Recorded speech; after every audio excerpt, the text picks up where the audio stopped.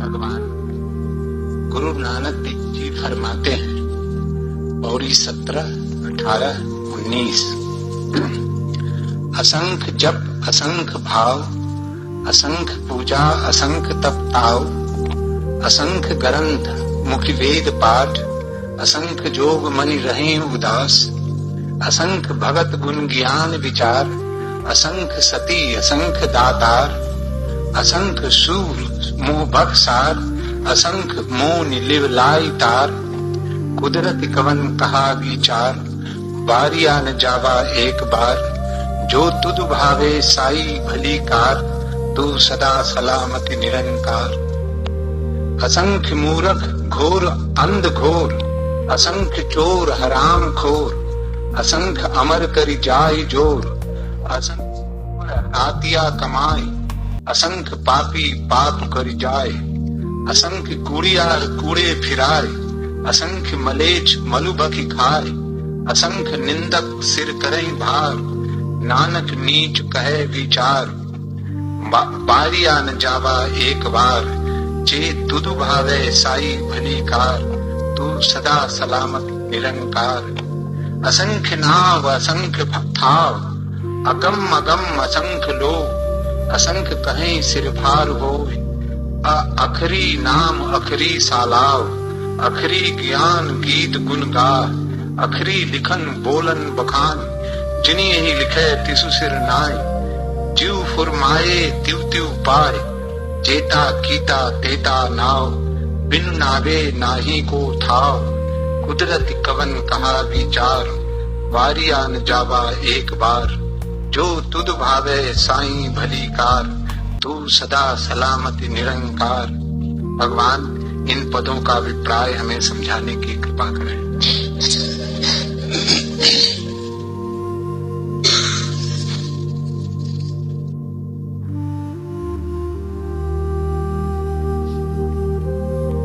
साधक के समक्ष असंख्य मार्ग है, किसको चुने, कैसे चुने, किस आधार से चुने, क्या हो कसौटी चुनाव की। और असंख्य मार्ग ही होते तब भी ठीक था, असंख्य कुमार्ग भी। कैसे बचे कुमारक से, कैसे बचाएं भटकन से। साधक के जीवन की सबसे बड़ी समस्या है ठीक को कैसे चुने, गलत को कैसे पहचाने। और गलत पहचान में आ जाए तो छोड़ना कठिन नहीं, गलत पहचान में आते ही छूटना शुरू हो जाता। गलत को गलत मानकर कोई चल ही कैसे सकता है, गलत को गलत जानकर कोई कैसे अनुगमन कर सकता है। असत्य दिख गया कि असत्य है, फिर तुम उसे संभालोगे कैसे, छूट ही जाएगा। असत्य की पहचान ही असत्य से मुक्ति है, लेकिन कैसे पहचाने असंख्य असत्य। सत्य की पहचान भी सत्य के अनुभव में उतरने की पहली छलांग है। जैसे ही पहचाना कि सत्य है, लग गया रंग, लग गए पंख, उड़ान शुरू हो गई। लेकिन असंख्य सत्य सदियों सदियों में अनंत मार्ग खोजे गए, और अब तो जाल बहुत जटिल हो गया है। एक पहेली है जो उलझती मालूम पड़ती, सुलझती मालूम नहीं पड़ती। तो नानक कहते हैं, क्या करे साधक, ये सूत्र उसी संबंध में है। असंख्य जप ही असंख्य भाव भक्ति, असंख्य पूजाएं हैं, असंख्य तपश्चर्याएं, असंख्य ग्रंथ हैं और असंख्य मुख जो वेद पाठ करते। असंख्य योग हैं जिनके द्वारा मन विरक्त रहता है। असंख्य भक्त हैं जो उसके गुण और ज्ञान का विचार करते। असंख्य सात्विक हैं, असंख्य दाता हैं, असंख्य सूरवीर हैं जो परमात्मा की प्राप्ति के लिए लोहा लेते हैं। असंख्य मौनी हैं जो एकनिष्ठ होकर ध्यान लगाते हैं। क्या करे साधक, कैसे चुने, क्या है उचित मेरे लिए? निश्चित ही मैं अज्ञानी हूं, इसलिए तो खोज। इस अज्ञान में मेरे पास कोई भी तो कसौटी नहीं जिससे परख लूं कि सोना क्या है, मिट्टी क्या है, मेरी कसौटी का मूल्य भी क्या होगा। अज्ञानी के पास कसौटी भी हो तो भी वो कैसे कसेगा? जिसने कभी सोना ना देखा हो, उसके हाथ में सोने को कसने की कसौटी भी हो तो भी वो कैसे पहचानेगा? जिसने जीवन भर मिट्टी ही जानी हो, वो सोने को भी एक ढंग की मिट्टी ही समझेगा। हम वही पहचान सकते हैं जो हमारा अनुभव है। परमात्मा हमने जाना नहीं, उस मंजिल तक हम पहुंचे नहीं। कौन सा मार्ग वहां तक ले जाता होगा? एक ही उपाय दिखाई पड़ता है, सीधा साधा, जिसको कि मनोवैज्ञानिक कहते हैं ट्रायल एंड एरर्स, कि खोजो, भटको, अनुभव करो। ऐसे भटकते खोजते भूल चूक से ठीक मिलेगा।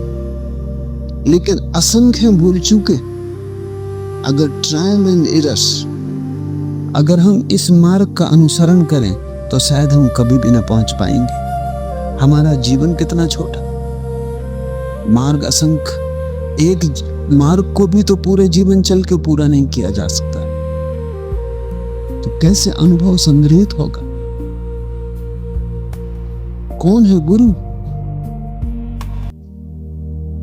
कैसे हम समझे कि जिसके पीछे हम चल पड़े हैं उसके पीछे चलने से उपलब्धि होने वाली? फिर उलझन और बढ़ जाती, क्योंकि अगर इतना ही सवाल होता कि सत्य के अनेक मार्ग हैं, किसको चुने? कोई अड़चन न थी, कोई भी चुन लो।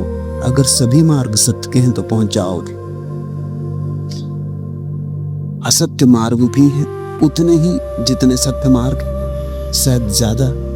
एक मार्ग सत्य का है तो 10 असत्य के, क्योंकि एक आदमी सत्य को उपलब्ध होता है, 10 करोड़ तो अंधों की तरह भटकते रहते हैं। उन अंधों ने भी मार्ग निर्मित किए, उन अंधों ने भी शास्त्र लिखे। सुविधा थी पुराने दिनों में। अगर वेद अकेला शास्त्र था हिंदुओं के पास, और तब न मुसलमान थे और न तब ईसाई थे और न बौद्ध थे, तो कुछ भी खोजना हो तो वेद में खोज लेते थे। एक शास्त्र था, वेद वचन सत्य था, सुविधा थी। अब तो अनंत वेद, अब तो अनंत शास्त्र, अब तो शास्त्र से भी कोई मार्ग मिलेगा नहीं। अब ये आसान नहीं कि तुम शास्त्र में खोज लो। किस शास्त्र में खोजोगे? जैनों के अपने, हिंदुओं के अपने हैं, मुसलमानों के अपने। हिंदुओं का भी एक नहीं है, उनके पास अनेक है। जैनों के पास अनेक है, ईसाइयों के पास अनेक है। और गुरु ग्रंथ साहब है अब, जो कि नानक के वक्त में नहीं था। एक वेद और संयुक्त हो गए। संख्या कम नहीं होती, बढ़ती है। संख्या बढ़ने के साथ उलझन बढ़ती, निर्णय करना असंभव होता जाता है। शायद मनुष्यता इसलिए इतनी नास्तिकता में गिर गई कि निर्णय असंभव हो गया। आस्तिक होना करीब करीब असंभव हो गया, क्योंकि कैसे कोई आस्तिक हो? फिर इन सब में विवाद है, फिर ये एक दूसरे का खंडन करते हैं। अगर जैनों से पूछो तो वो कहते हैं वेदों में कुछ भी नहीं। बुद्ध से पूछो, वे कहते हैं वेद असार है। वेद से पूछो, वेद कहता है मेरे अतिरिक्त और कहीं कोई सार नहीं, और सब भटकाव।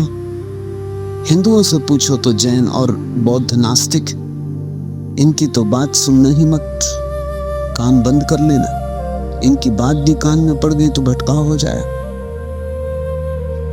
हिंदुओं से पूछो तो वे कहते हैं वेद सबसे पुराना शास्त्र है, इसलिए मानने योग्य। मुसलमानों से पूछो तो वे कहते हैं कुरान सबसे नया शास्त्र, इसलिए मानने योग्य। क्योंकि परमात्मा जब नया शास्त्र बेचता है तो उस नए शास्त्र के साथ ही पुराने शास्त्र रद्द हो गए, नई आज्ञा के साथ पुरानी आज्ञाएं रद्द हो जाती। हिंदू कहते हैं कि वेद एक दफा परमात्मा ने बेच दिया, अब दोबारा और शास्त्र भेजने की जरूरत नहीं। परमात्मा कोई साधारण मनुष्य तो नहीं है कि भूलें करेगा फिर सुधार करेगा। परमात्मा तो परम ज्ञान है।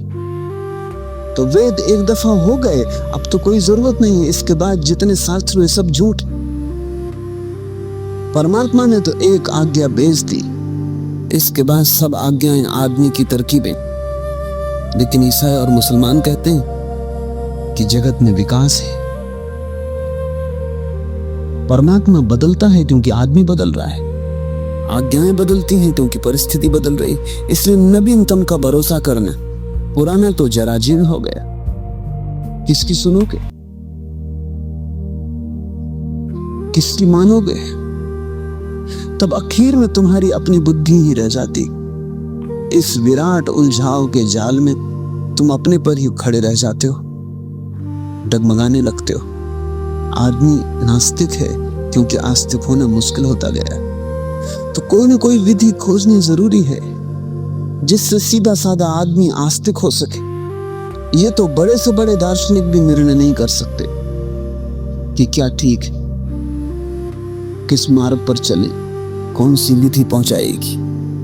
फिर सीधा साधा मनुष्य क्या करे, जिसके पास न सुविधा है, न समय है, न तर्क का जाल है, वो कैसे चुने,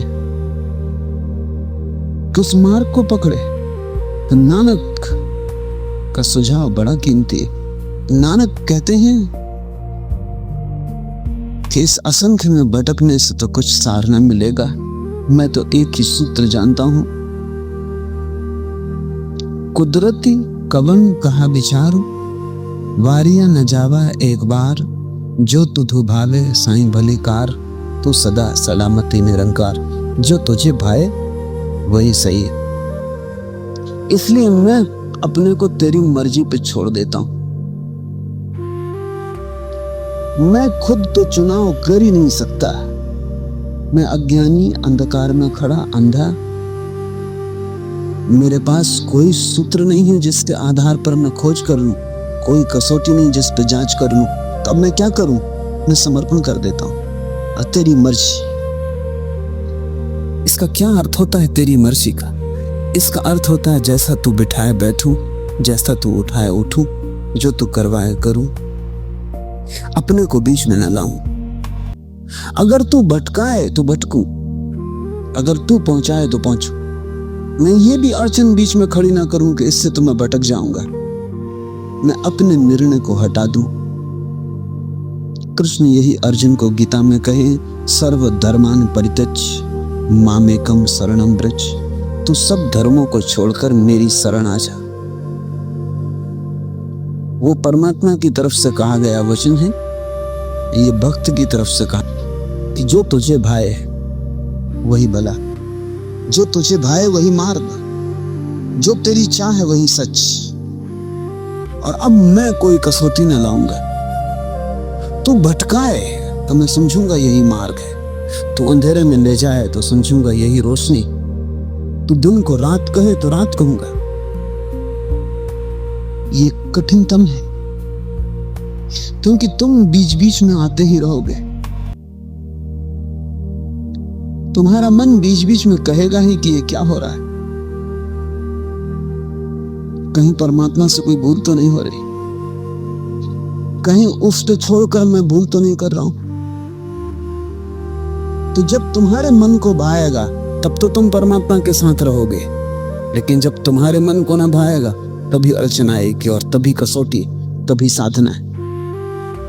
जैसे तुम पे फूलों की वर्षा हो तो तुम भी कह सकोगे नानक के साथ कि जो तुझु भावे साईं भली कार, जो तेरी मर्जी वही मेरी मर्जी, जो तुझे भाए वही भला। फूलों की वर्षा हो तब तो तुम भी कह सकोगे। तुम्हारे घर सुख दस्तक दे, स्वर्ग उतर आए तुम्हारे आंगन में, तब तो तुम भी नानक से राजी हो जाओगे। लेकिन जब नर्क तुम्हारे द्वार पर दस्तक दे और कांटे तुम पर गिरे और निंदा तुम्हारे चारों तरफ हो, और अपमान और असफलता के तुम्हें कुछ भी न दिखाई पड़ता हो,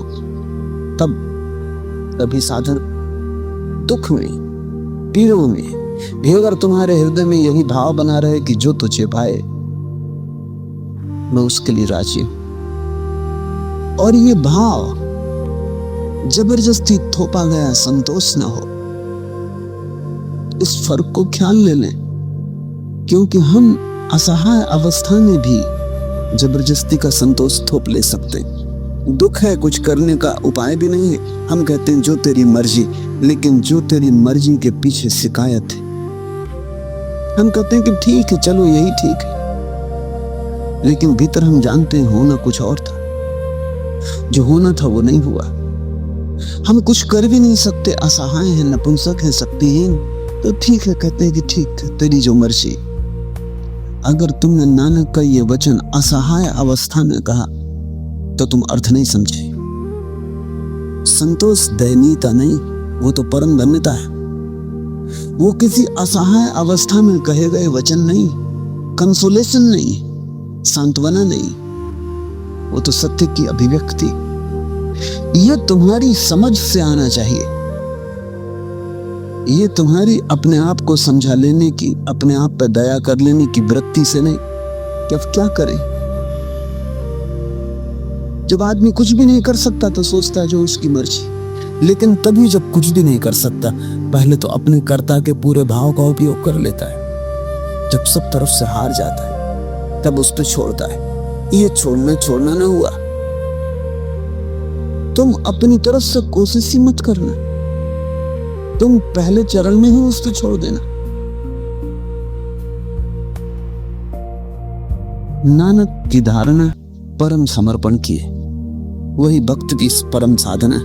तब तुम्हें न मार्ग चुनना, न विधि खोजनी, न तुम्हें शास्त्र की चिंता करनी, न तर्क, न प्रमाण, न दर्शन, इन सब का तुम्हें कोई उपयोग न रहा। भक्त इनसे एक ही झटके में छूट जाता है, और वो झटका है समर्पण का। वो एक ही सांस सब छोड़ देता है, वो कहता है जो तेरी मर्जी। अगर तुम इसे थोड़ा सा प्रयोग करोगे तो ही ख्याल में आ सकेगा, क्योंकि नानक कोई दार्शनिक नहीं, वे कोई शास्त्र नहीं रच रहे हैं, वे तो अपना अंतर्भाव कह रहे हैं, जैसे उन्होंने अनुभव किया है वही कह रहे हैं।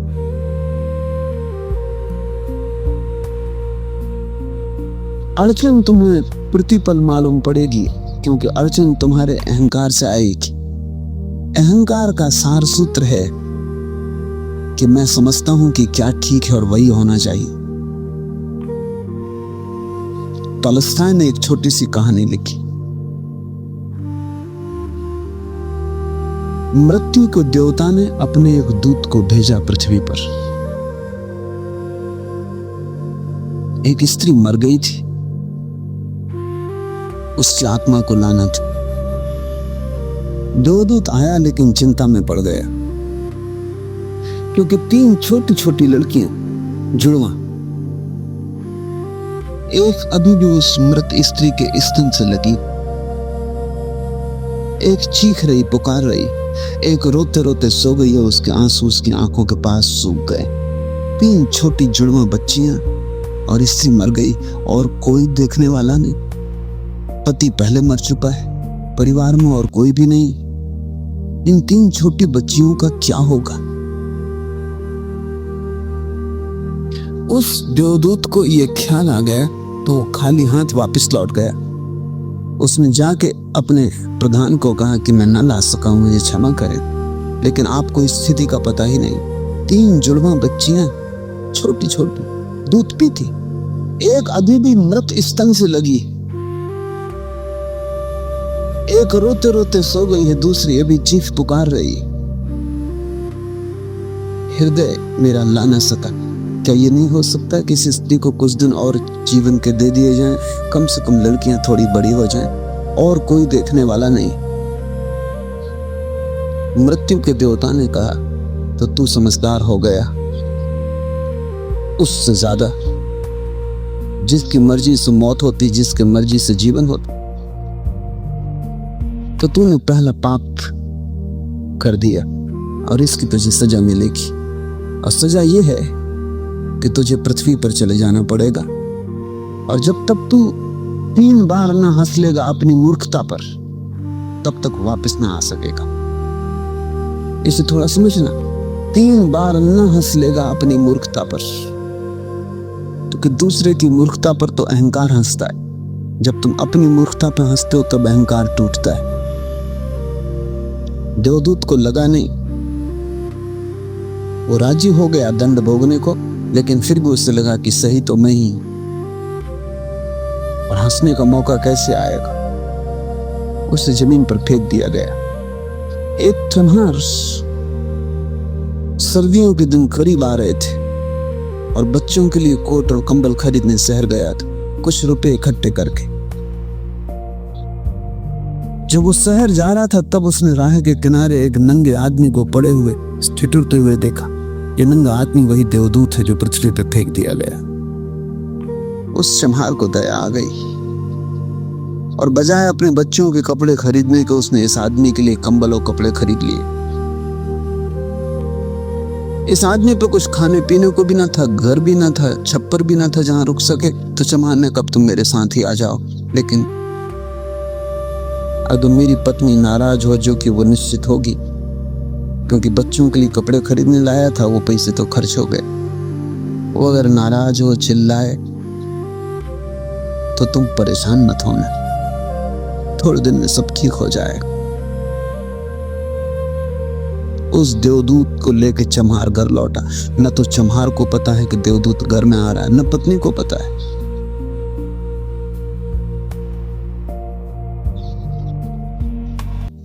जैसे ही देवदूत को लेकर घर में चमहार पहुंचा, पत्नी एकदम पागल हो गई, बहुत नाराज हुई, बहुत चीखी चिल्लाई, और देवदूत पहली दफा हंसा। चमहार ने उससे कहा कि हंसते हो, बात क्या है? उसने कहा कि जब मैं 3 बार हंस लूंगा तब बता दूंगा।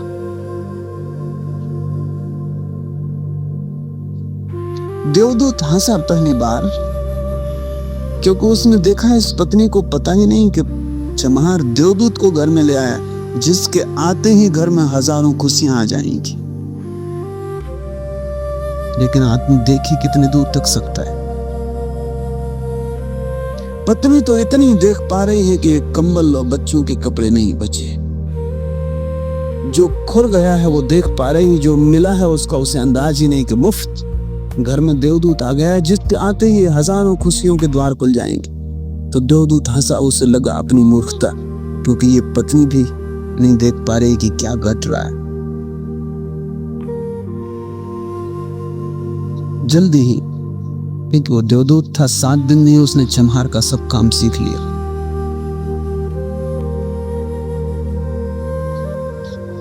और उसके जूते इतने प्रसिद्ध हो गए कि चमहार महीनों के भीतर धनी होने लगा। आधा साल होते होते तो उसकी ख्याति सारे लोक में पहुंच गई कि उस जैसे जूते बनाने वाला कोई भी नहीं, क्योंकि वो देवदूत जूते बनाता था। सम्राटों के जूते वहां बनने लगे, धन अपरंपार बरसने लगा।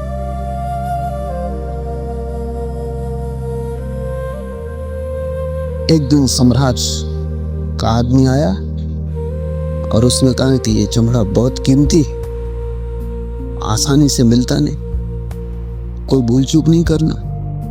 जूते ठीक इस तरह के बनने, और ध्यान रखना जूते बनाने हैं स्लीपर नहीं, क्योंकि रूस में जब कोई आदमी मर जाता है तब उसके स्लीपर पहना के मरघट तक ले जाते।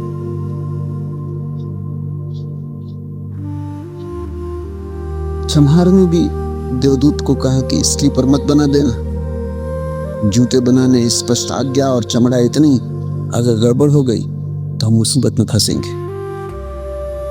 लेकिन फिर भी देवदूत ने स्लीपर ही बनाए।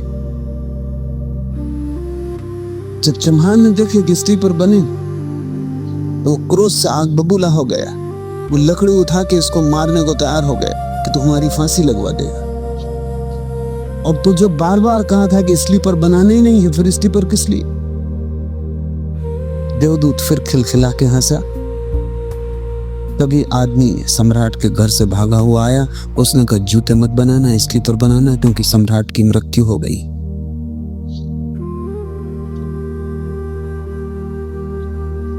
भविष्य अज्ञात है, सिवाय उसके और किसी को ज्ञात नहीं।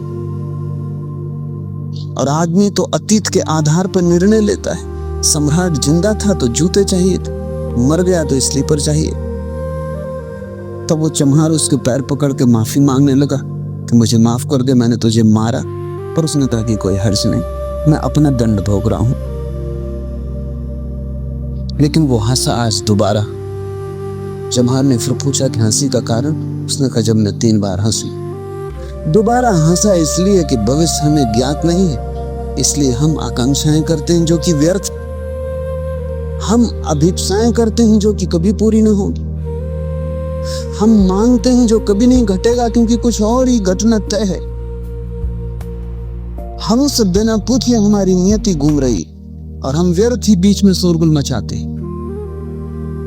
चाहिए स्लीपर और जूते हम बनवाते। मरने का वक्त करीब आ रहा है और जिंदगी का हम आयोजन करते। तो देवदूत को लगा कि वो बच्चियां, मुझे क्या पता है भविष्य उनका क्या होने वाला है, मैं नाहक बीच में आया। और तीसरी घटना घटी कि एक दिन 3 लड़कियां जवान, उन तीनों की शादी हो रही थी और उन तीनों ने जूतों के आर्डर दिए कि उनके लिए जूते बनाए जाएं। एक बूढ़ी महिला उनके साथ आई थी जो बड़ी धनी थी। देवदूत पहचान गए ये वे ही 3 लड़कियां जिनको मृत मां के पास छोड़ गया था और जिनकी वजह से दंड भोग रहा। ये सब सुंदर है, स्वस्थ है। उसने पूछा कि क्या हुआ, ये बूढ़ी औरत कौन? उस बूढ़ी औरत ने कहा कि मेरे पड़ोसन की लड़कियां, गरीब औरत थी, उसके शरीर में दूध भी न था, उसके पास पैसे लगते भी न थे और 3 बच्चे जुड़वा, वो इन्हीं को दूध पिलाते पिलाते मर गई। लेकिन मुझे दया आ गई, मेरे कोई बच्चे नहीं और मैंने इन 3 बच्चों को पाल लिया।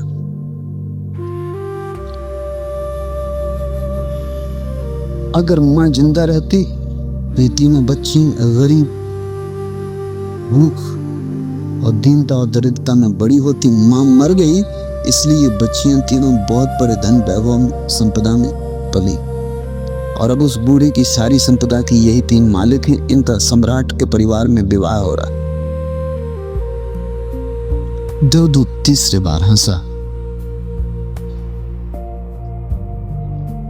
और चमहार को उसने कहा कि ये 3 कारण है।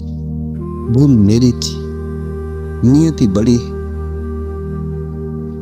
और हम उतना ही देख पाते हैं जितना देख पाते हैं। जो नहीं देख पाते वो बहुत विस्तार है उसका, और हम जो देख पाते हैं उससे हम उसका कोई अंदाज नहीं लगा सकते जो होने वाला है, जो होगा। मैं अपनी मूर्खता पर 3 बार हंस लिया हूं, मेरा दंड पूरा हो गया और अब मैं जाता हूं। नानक जो कह रहे हैं वो ये कह रहे हैं कि तुम अगर अपने को बीच में लाना बंद कर दो तो तुम्हें मार्गों का मार्ग मिल गया, फिर असंख्य मार्गों की चिंता न करनी पड़ेगी। छोड़ दो उस पर, वो जो करवा रहा है, जो उसने अब तक करवाया है उसके लिए धन्यवाद, जो अभी करवा रहा है उसके लिए धन्यवाद, जो वो कल करवाएगा उसके लिए धन्यवाद। तुम बिना लिखा चेक धन्यवाद का उसे दे दो, वो जो भी हो, तुम्हारे धन्यवाद में कोई फर्क ना पड़ेगा। अच्छा लगे बुरा लगे, लोग भला कहें बुरा कहें, लोगों को दिखाई पड़े दुर्भाग्य या सौभाग्य, ये सब चिंता तुम मत करना। इसलिए नानक कहते हैं कि मुझे तो एक ही मार्ग दिखाई पड़ता है और वो है वारियां न जावा एक बार, जो तुधु भावे साई बलिकार, तू सदा सलामती निरंकार। तू सदा है, तू निरंकार है, तू शाश्वत है। मैं छोटा हूं, लहर की तरह हूं, मैं सब तुझे ऊपर छोड़ देता हूं और तूने इतना दिया है और तेरा इतना दान चल रहा है कि मैं 1000 बार भी तुझ पे नशावर हो जाऊं तो भी थोड़ा है। बस एक ही मेरा सूत्र है, जो तुझे भाए वही भला है।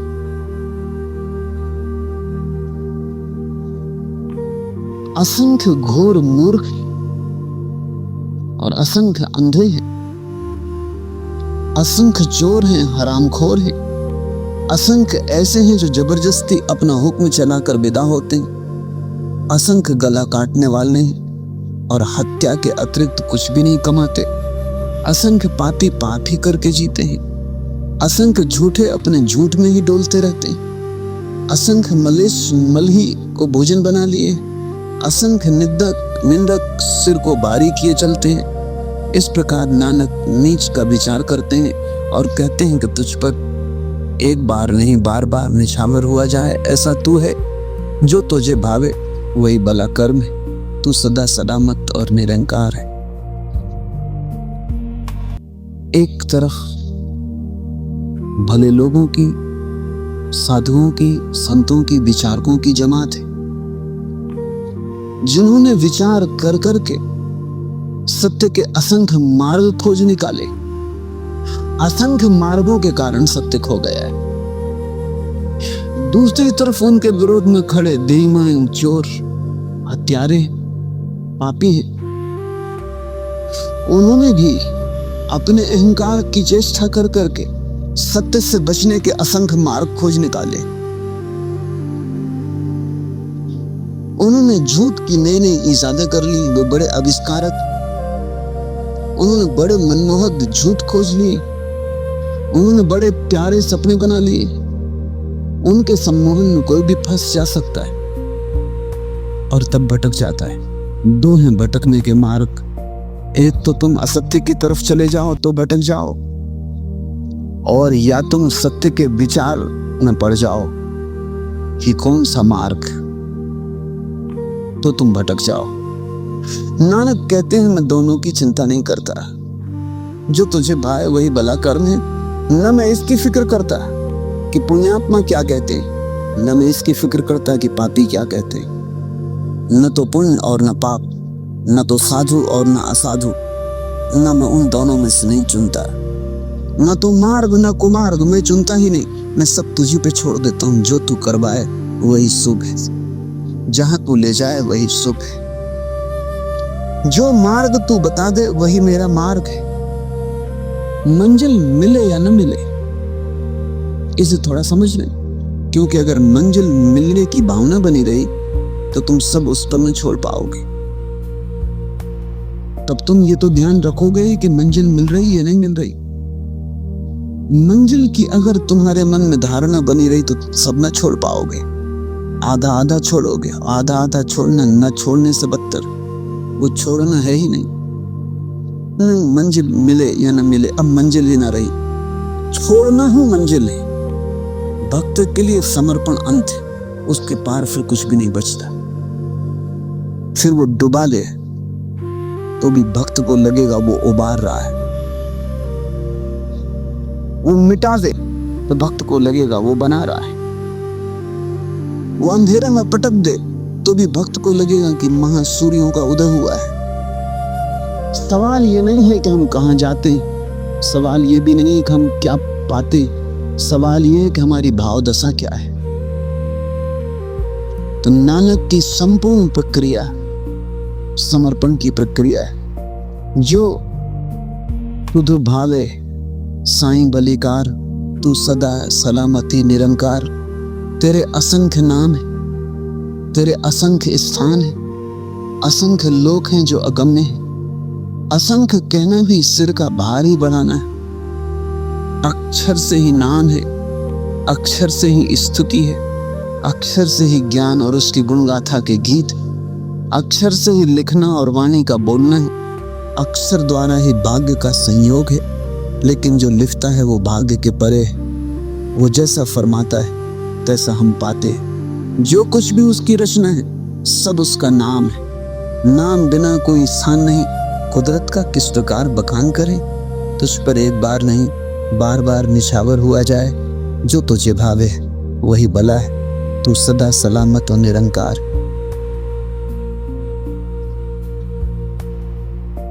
उसके नाम।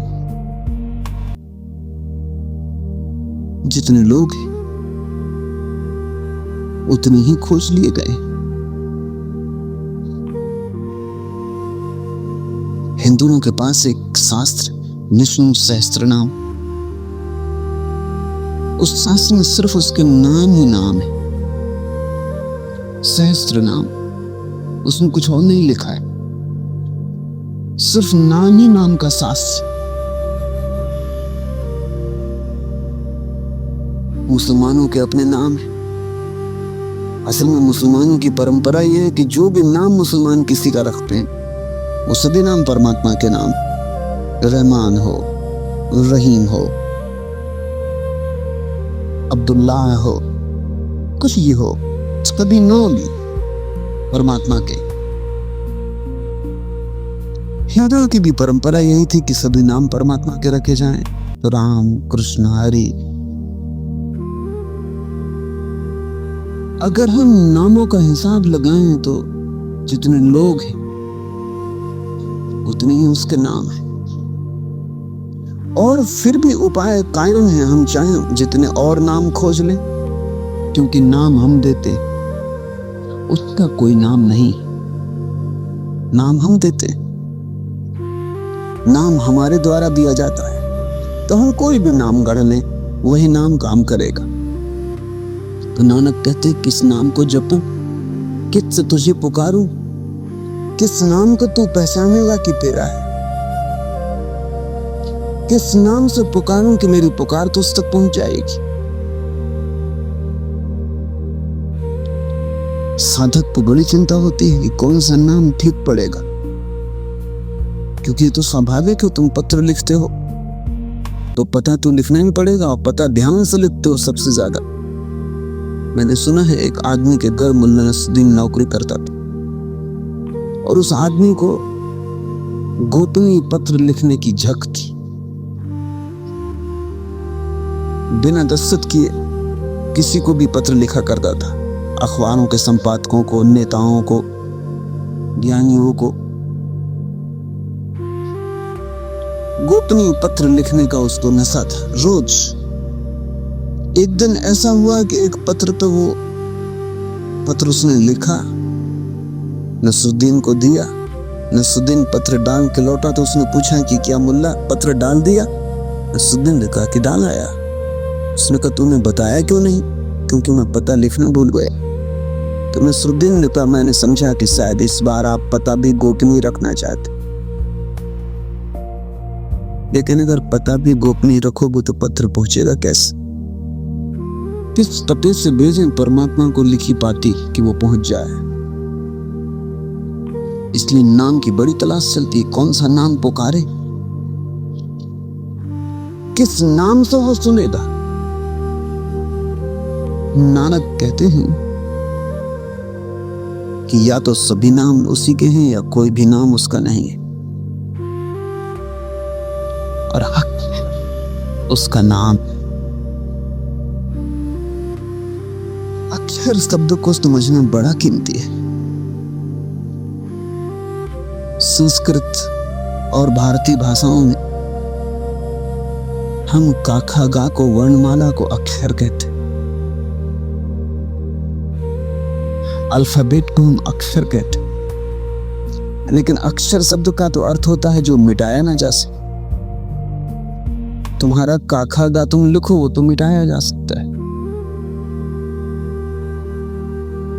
तो वो तो अक्षर नहीं है, अक्षर। तख्ते पे तुमने लिखा का खा गा, पहुंच तो मिट गया। लिखा था उसके पहले नहीं था, पहुंच दिया फिर ना हो गया, वो तो अक्षर है, अक्षर नहीं। और हम अल्फाबेट को अक्षर कहते, उसके पीछे कारण, क्योंकि हम कहते हैं असली जो है न तो वो लिखा जा सकता और न पहुंचा जा सकता। तुम जो लिखते हो वो तो सिर्फ प्रतिध्वनि है। ऐसा समझो कि आकाश में चांद है और झील में उसका प्रतिबिंब बन रहा है। तुम झील को हिला दो तो झील का चांद फौरन टुकड़े टुकड़े हो जाता है, वो तो अक्षर है। लेकिन तुम ऐसा आकाश में हाथ हिलाओ, उसके कोई आकाश का चांद टुकड़े टुकड़े नहीं हो जाएगा, वो अक्षर। हमारी जो भाषा है वो तो परमात्मा की भाषा का केवल प्रतिफलन है। जो हम बोर्ड पर लिखते हैं, किताब में लिखते हैं, वो तो प्रतिफलन है, रिफ्लेक्शन, वो तो मिट जाएगा। लेकिन गीत वो आ रहा है, वो अक्षर। तुम जो बोल रहे हो वो तो पद है, लेकिन तुम्हारे भीतर जो बोल रहा है वो अक्षर। तो नानक कहते हैं अक्षर ही उसका नाम है, तो उसको न तो लिखा जा सकता और न मिटाया जा सकता। उस अक्षर के अतिरिक्त सब आदमी की ईजादें। वो अक्षर क्या है? उस अक्षर की जो हमारे पास निकटतम प्रतिध्वनि है वही ओंकार है। इसलिए नानक का ये पूरा का पूरा दर्शन एक भित्ति तो टिका है, एक ओंकार सतनाम।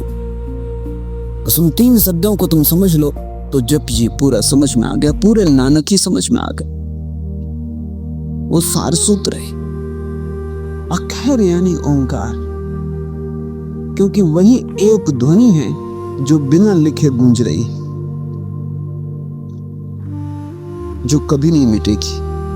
वो अस्तित्व का ही संगीत है, उसके मिटने का कोई उपाय नहीं। जब सब खो जाएगा तब भी वो गूंजता रहता है। बाइबल में कहा है और सभी शास्त्रों में उसकी झलक आने ही वाली कि सबसे पहले शब्द था, लोगोस, जिसको पश्चिम में लोगो कहा है, शब्द कहा है, वही ओंकार है। सबसे पहले शब्द था, फिर सब उससे हुआ, और जब सब खो जाएगा तब भी शब्द होगा, सब उसी में लीन हो जाएगा।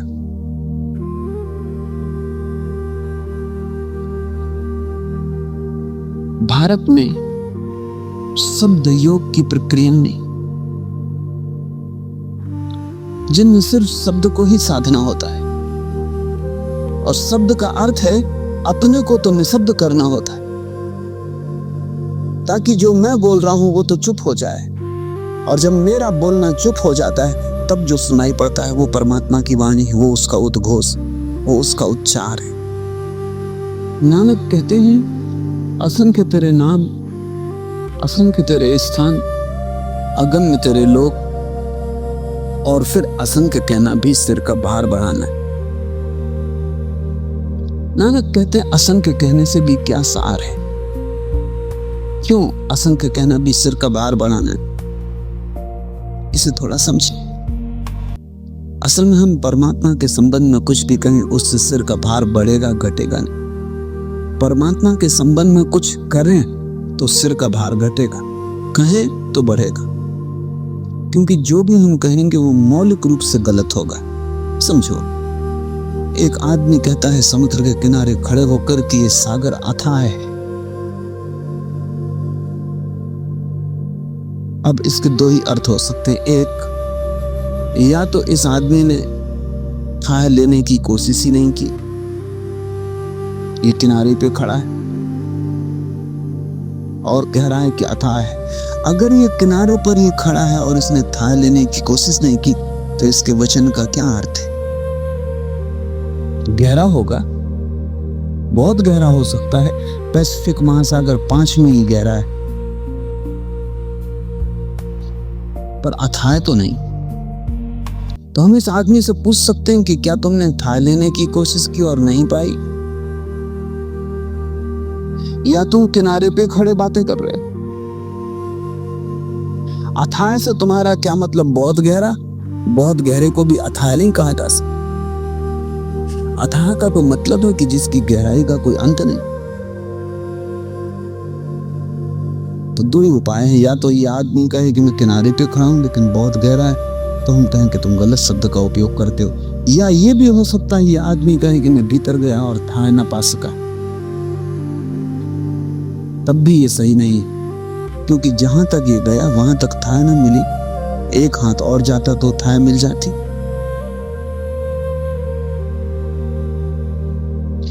इतनी कह सकता है कि 5 मील तक मैं गया और थाह न मिली, अथाह नहीं कह सकता।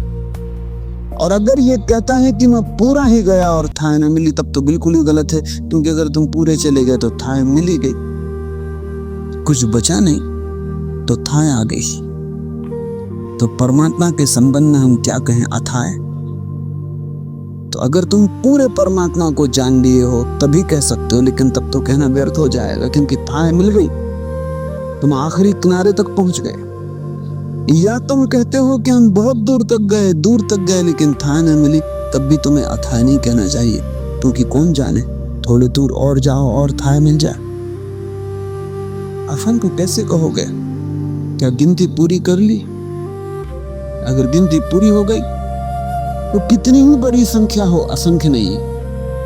और अगर तुम कहते हो गिनती अभी पूरी नहीं हुई, करते ही जाते हैं और गिनती पूरी नहीं हुई, तभी रुको, वक्तव्य मत दो, क्योंकि कौन जाने गिनती पूरी हो जाए। तो परमात्मा को असंख्य कहने से सिर का भार ही पड़ता है, कुछ हल नहीं होता। अथाह कहो, अनंत कहो, असीम कहो, कुछ फर्क नहीं पड़ता, तुम्हारे सब शब्द व्यर्थ हैं। परमात्मा के संबंध में कुछ भी कहना व्यर्थ। तुम जो भी कह रहे हो वो अपने संबंध में कह रहे हो। जो आदमी कहता परमात्मा अथाह है, वो ये कह रहा है कि मेरी थाह लेने की सीमा के आगे। जो आदमी कह रहा असंख्य, अब असंख्य की तुम्हारी सीमा पर। अब तुम अलग अलग जातियों में असंख्य की अलग अलग धारणा है। अफ्रीका में कुछ जातियां हैं जिनके पास बस 3 की गिनती, 1 2 बहुत, बस इतनी गिनती है, और 3 से ज्यादा असंख्य हो जाता है, क्योंकि अब गिनती हो नहीं सकती तो संख्या के बाहर हो गए।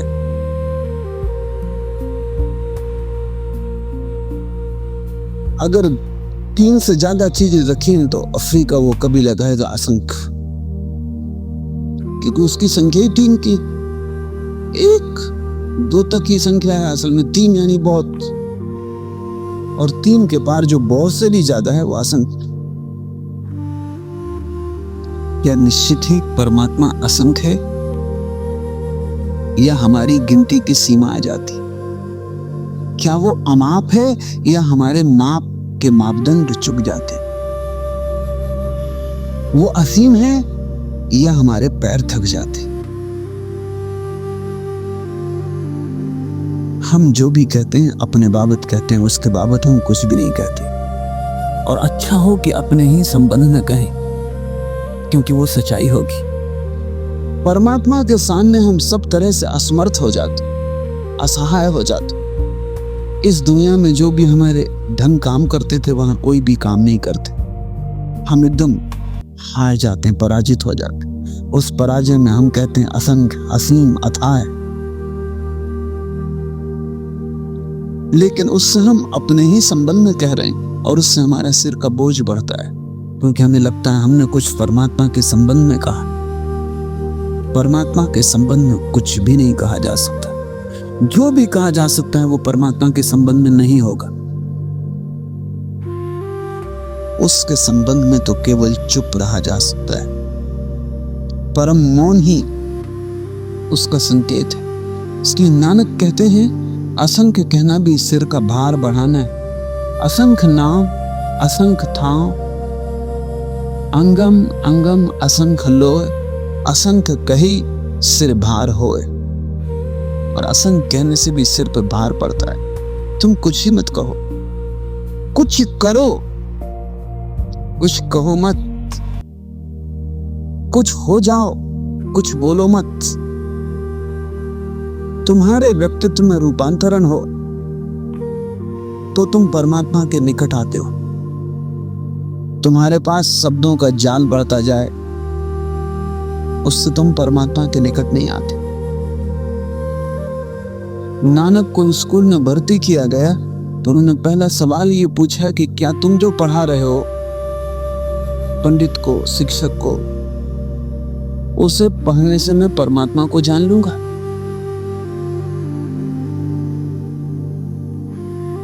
पंडित थोड़ा चौंका, क्योंकि छोटे बच्चे से हम ऐसी अपेक्षा नहीं करते। उसने कहा परमात्मा को बहुत कुछ जान लोगे लेकिन परमात्मा को नहीं जान लोगे। तो नानक ने कहा फिर मुझे वही तरकीब बताएं जिससे परमात्मा को जान लें। बहुत कुछ जान के क्या करेंगे? उस एक को जानने से सब जान लिया जाता है। नानक ने पूछा कि क्या तुमने जान लिया है उस योग को? पंडित भी ईमानदार आदमी रहा हो, वो नानक को घर वापस लौटा गया। उसने नानक के पिता को कहा क्षमा करें, इस बच्चे को हम कुछ सिखा ना सकेंगे, ये पहले से ही सीखा हुआ है और ये कुछ ऐसे प्रश्न उतार रहा है जिनकी उत्तर मेरे पास नहीं। और ये अवतारी है, ये होनहार, इसे हम कुछ सिखा नहीं सकते, इससे हम कुछ सीख लें वही बेहतर। ये कैसे घटा इस देश में? इसलिए हमने पुनर्जन्म की एक स्पष्ट रूपरेखा निर्मित की है। ये नानक का शरीर बच्चे का शरीर है, लेकिन ये चेतना बड़ी प्राचीन। जन्मों जन्मों में नानक की इस चेतना ने खोज कर पाया है कि जानने से वो नहीं जाना जाता, शब्दों से उससे कोई संबंध नहीं बनता, मौन होकर ही तुम उसे पाते हो। ये छोटा बच्चा उसी सनातन खोज को जो नानक अनेक अनेक जन्मों में करते रहे बोल रहा है। कोई भी बच्चा बिल्कुल बच्चा नहीं, क्योंकि बच्चे की स्लेट भी बिल्कुल कोरी नहीं, अतीत जन्मों में बहुत कुछ लिख के लाया है। इसलिए बच्चे को भी बहुत सम्मान से देखना, कौन जाने वो तुमसे ज्यादा जानता हो, क्योंकि तुम्हारी उम्र इस शरीर की भला ज्यादा हो, लेकिन उसके अनुभव की उम्र तुमसे गहरी हो सकती। इसलिए बच्चे के प्रति भी एक सम्मान रखना, क्योंकि जरूरी नहीं है कि तुम उससे ज्यादा जानते हो। और अनेक बार छोटे छोटे बच्चे तुम्हें झंझट में डाल देते, क्योंकि ऐसे प्रश्न खड़े कर देते हैं जिनके तुम्हारे पास उत्तर नहीं, लेकिन तुम उन्हें दबा देते हो क्योंकि तुम ज्यादा शक्तिशाली हो। नानक को ठीक शिक्षक मिला जो वापस लौटा गया, क्योंकि शिक्षक को एक बात तो साफ हो गई कि जो बच्चा कह रहा है एकदम ठीक कह रहा है, मैं भी अज्ञानी, और जब मैं सब शास्त्र पढ़ के ज्ञानी नहीं हो सका तो इस बच्चे को भी उन्हीं शास्त्रों को पढ़ाने से क्या होगा? सिर का बोझ बढ़ता है। एक है जिसे जानने से सिर का बोझ मिट जाता है, और सब जानने से सिर का बोझ बढ़ता है। असंख्य कहना भी सिर का भार बनाना है। अक्षर से ही नाम,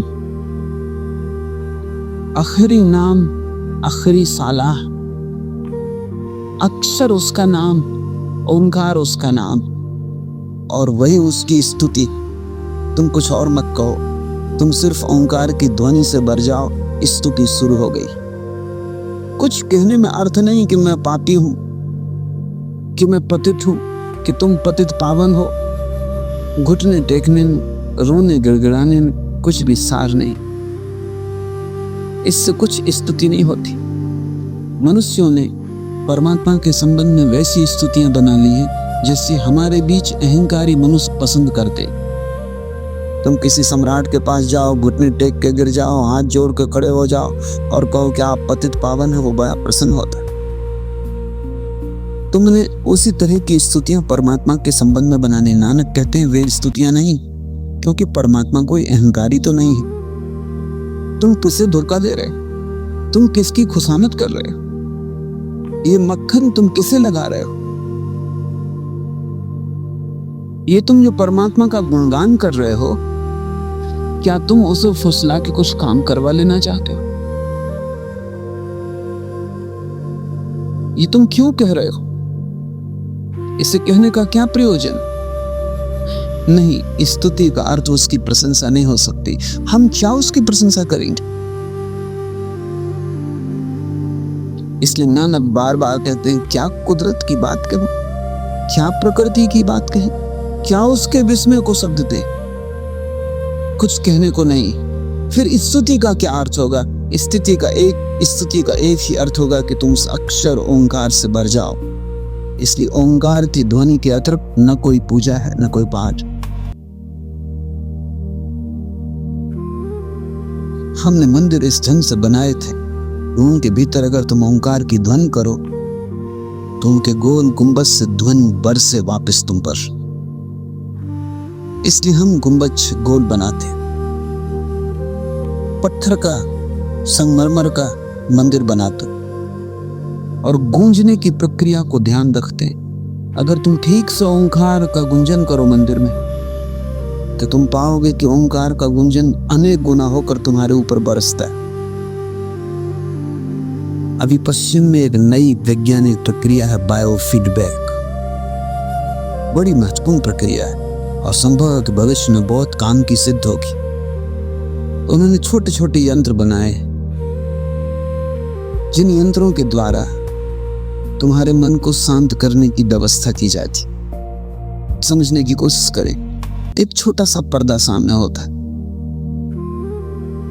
उस पर्दे और तुम्हारे मस्तिष्क को तार से जोड़ दिया जाता है। जब तुम्हारे मस्तिष्क में विचार तेजी से चलते हैं तो पर्दे पर खास तरह के रंग प्रकट होते, समझो कि लाल धब्बे प्रकट होते। जब मन शांत होता है तो नीले धब्बे प्रकट होते। जब मन बिल्कुल शांत हो जाता है तो पर्दा खाली हो जाता है। तो तुम बैठे हो और पर्दे पर देख रहे हो, कभी लाल धब्बे, मन क्रोध से भरा है, बहुत विचारों से भरा है। फिर तुम थोड़े शिथिल हुए, तुमने मन के तनाव को थोड़ा कम किया, नीले धब्बे प्रकट हो गए, तुम प्रफुल्लित हुए। ये बायोफीडबैक, क्योंकि अब पर्दे ने तुमको साथ देना शुरू कर दिया और पर्दे और तुम्हारे बीच लेन देन शुरू हो गया। तुम प्रफुल्लित हुए और तुम्हें लगा कि किस ढंग से भीतर तुम्हारे घटना घट रही जिससे पर्दे पर नीले धब्बे प्रकट हुए। तुम अनुभव कर सकते हो कि सामने पर्दे पर नीले धब्बे हैं और तुम्हारे भीतर मन शांत है। अब तुम और शांत हो, धब्बे खो गए, फिर विचार आए, फिर धब्बे प्रकट हुए। धीरे धीरे इन दोनों को गौर से अध्ययन करके तुम अपने भीतर की कला को पकड़ लोगे कि किस भांति धब्बे खो जाते हैं, क्या तुम्हारे भीतर होता है, कैसे तुम्हारा मन शिथिल होता है कि धब्बे खो जाते। तब तुम चेष्टापूर्वक धब्बे खोने में समर्थ हो जाओ। तुम बैठ जाओगे आंख बंद करके, उसी स्थिति को वापस लाने की कोशिश करोगे जिसमें धब्बे खो गए थे। पर्दे पे धब्बे खो जाएंगे। तो पर्दे और तुम्हारे बीच एक लेन देन शुरू हुआ। ये जो बायोफीडबैक है, इसके छोटे छोटे यंत्र तैयार हो गए। अनेक तरह के यंत्र ध्यान के लिए उपयोग में लाए जा रहे हैं पश्चिम में, और कीमती, लेकिन पूरब ने इसी तरह के बड़े यंत्र विकसित किए थे। तुम ओंकार की ध्वनि करो मंदिर में, वो बायोफीडबैक है। वो जो गुंबज है उससे ओंकार की ध्वनि तुम्हारे ऊपर गिरेगी, वर्षेगी। तुमने ही पैदा की, उससे वर्षेगी। और जैसे जैसे तुम्हारी ध्वनि असली ओंकार के करीब पहुंचने लगेगी, वैसे वैसे मंदिर से बरसने वाली ध्वनि की तीव्रता बढ़ती जाएगी, उसकी सघनता बढ़ती जाएगी। जैसे जैसे तुम भीतर साज संगीत में भरने लगोगे, तुम्हारा सुर भीतर सजने लगेगा। जैसे जैसे तुम्हारा ओंकार वाणी से कम हृदय से आने लगेगा, वैसे वैसे तुम पाओगे कि मंदिर से लौट के आने वाली प्रतिध्वनि की गुणवत्ता बदल गई, उसकी क्वालिटी बदल गई। वो अब ज्यादा शांतिदायी है। जितना हृदय गहरे में उतरेगा तुम्हारा ओंकार, उतना ही मंदिर की ध्वनि आनंददायी होने लगेगी। पहले तो वो शोरगुल मालूम पड़ेगी जब तुम उच्चार सिर्फ ओंठ से करोगे। जब तुम्हारा उच्चार हार्दिक होगा तब उसमें एक संगीत प्रकट हो जाएगा जिसका तुम अनुभव करोगे। और जब तुम्हारा उच्चार परिपूर्ण हो जाए, तुम कर ही नहीं रहे हो, अब तुमसे उच्चार हो रहा है, तब तुम पाओगे कि मंदिर के कण कण से आनंद की वर्षा हो रही। और मंदिर तो छोटा प्रतीक है, वहां तो अभ्यास करना है। वो तो तैरना सीखने के लिए नदी के किनारे उतले में इंतजाम किया है। फिर जब तुम सीख गए ओंकार को, तो विराट सागर में निकल जाना। फिर ये सारा जगत मंदिर।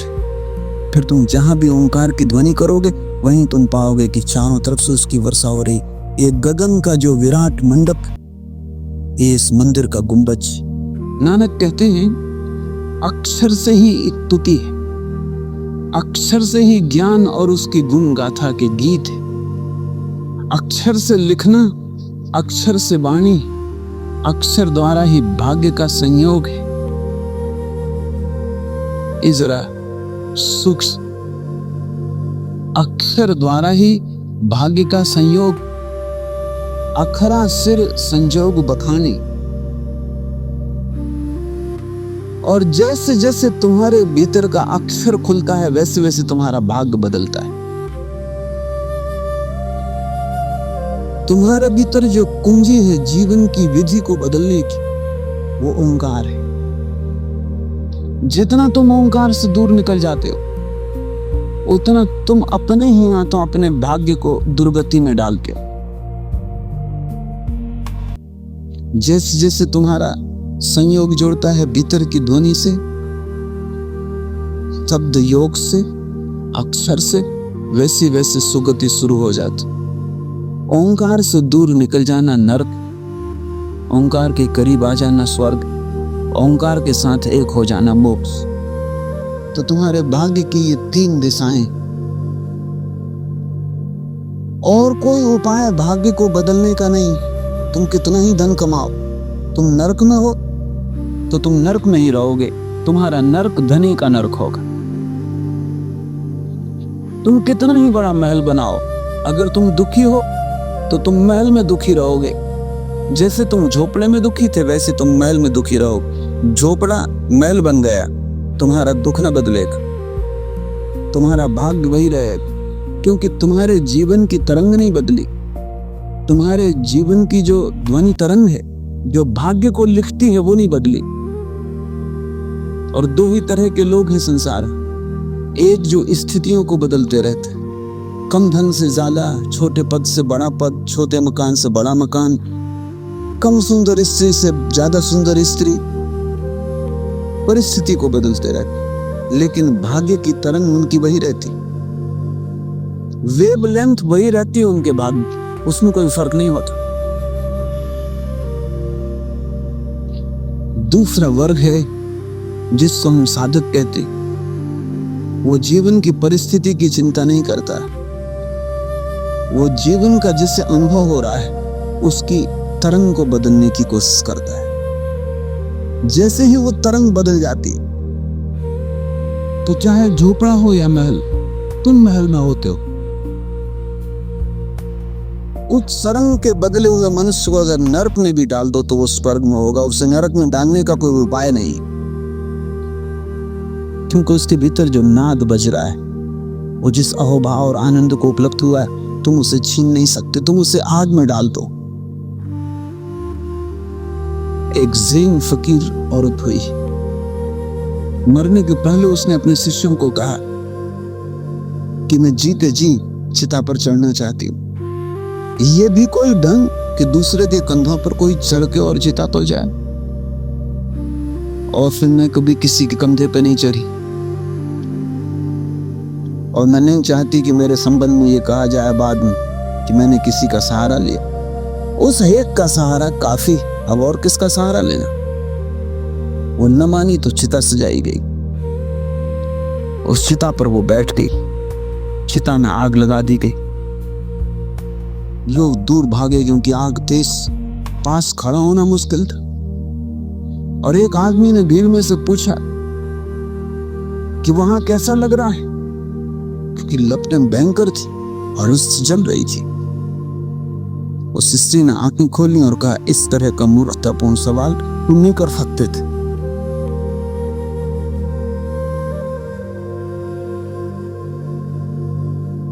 उस स्त्री के चेहरे पर वही भाव था जो सदा था। तुम उसे फूलों पर बिठाते तो फर्क न पड़ता, पर तुमने उसे आग की चिता पर बिठा दिया तो फर्क नहीं पड़ेगा। भीतर की तरंग सद गई तो आग उस तरंग को जला नहीं सकती, और खून उस तरंग को बढ़ा नहीं सकते। इस भीतर की तरंग को ही नानक कहते हैं नियति है, भाग्य है।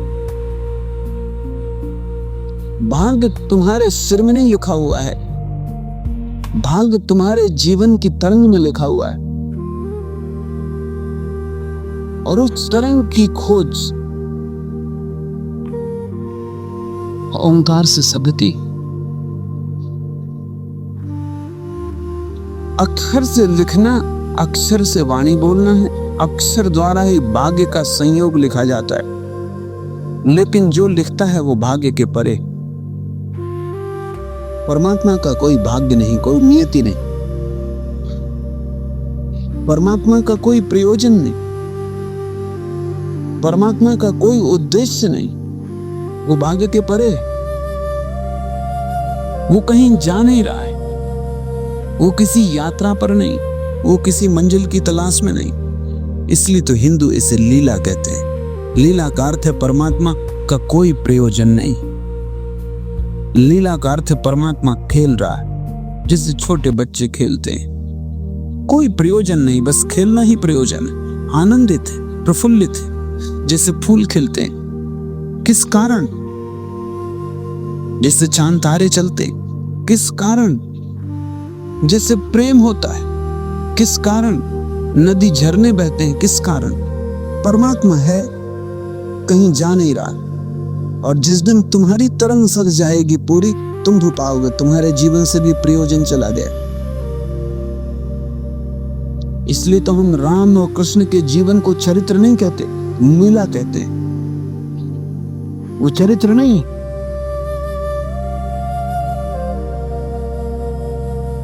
लीला है,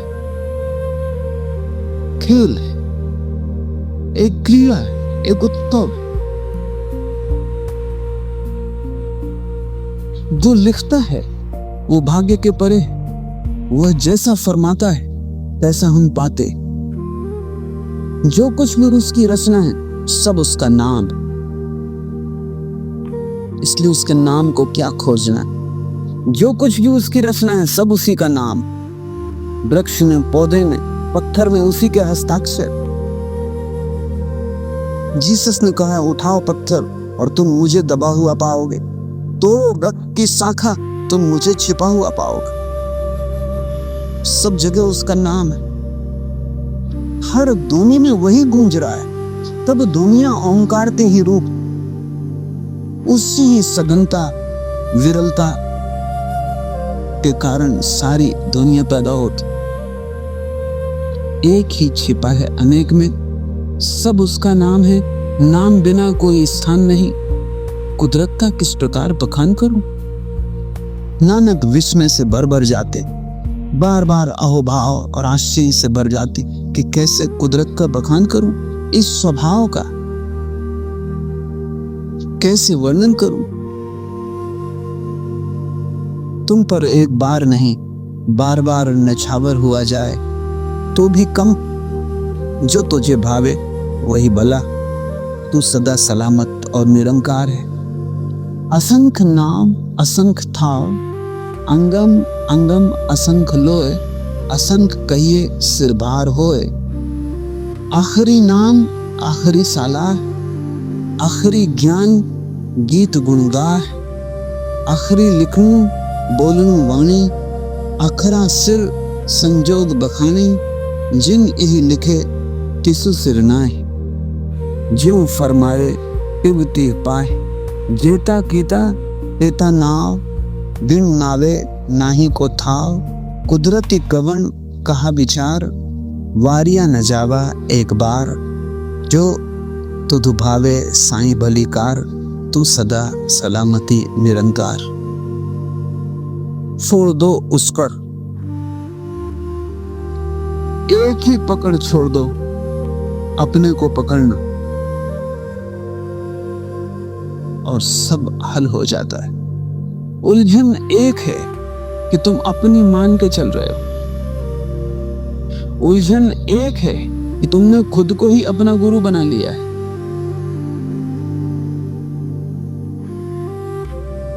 और सुझाव भी एक है कि तुम उसे गुरु बना दो और तुम बीच से हट जाओ। और जो हो तुम निर्णय मत लो कि भला या बुरा। उसकी मर्जी के बिना तो कुछ होगा नहीं, इसलिए जो भी होगा ठीक होगा। जो उसे भाए वही शुभ। आज इतना।